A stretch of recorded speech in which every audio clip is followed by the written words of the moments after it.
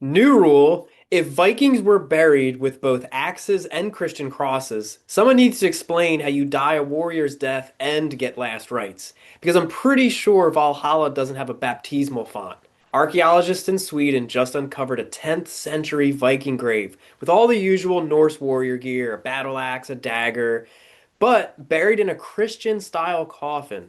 Which kind of begs the question, were they hoping to get into Valhalla and heaven? That's not a backup plan, that's afterlife hedging. But this isn't an isolated case, right? Rollo converted to Christianity to gain power in Normandy. King Athelstan brought Christianity to Viking allies through politics, not miracles.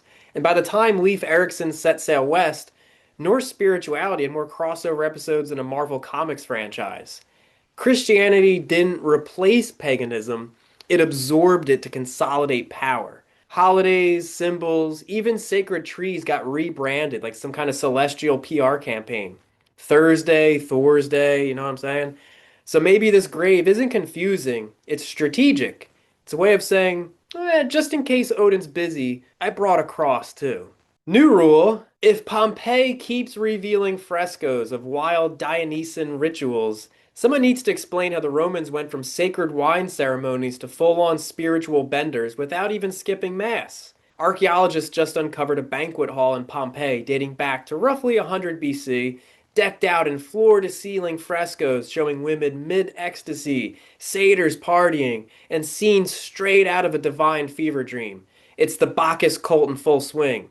Less toga party, more religious rave. Apparently, the Romans weren't just obsessed with law and order, they also liked to get metaphysical, and metaphysically drunk.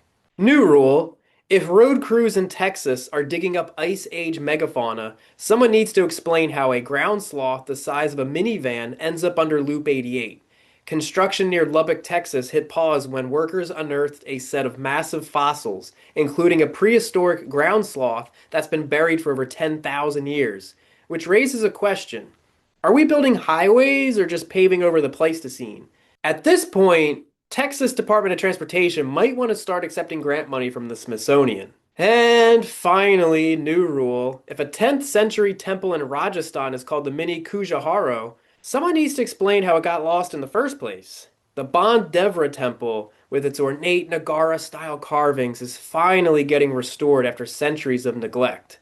And sure, it's been sitting quietly in the Baran district for over 1,000 years, but the details rival India's most famous heritage sites. It's not that ancient wonders are hard to find, it's that we're often busy chasing the flashy ones to really notice the gems that are already on our doorstep.